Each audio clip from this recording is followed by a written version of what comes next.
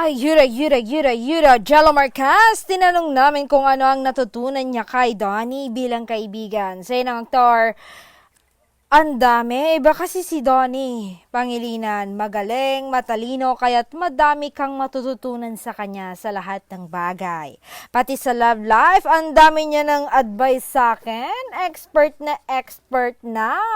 Una kong natutunan sa kanya pagdating sa pag-ibig, learn from the master.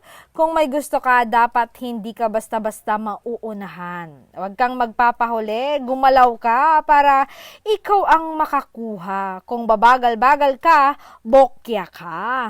At totoo naman, at alam nyo, ginamit niya itong paraan na ito para makuha niya ang kanyang babaeng sinisinta at nakuha niya na ngayon.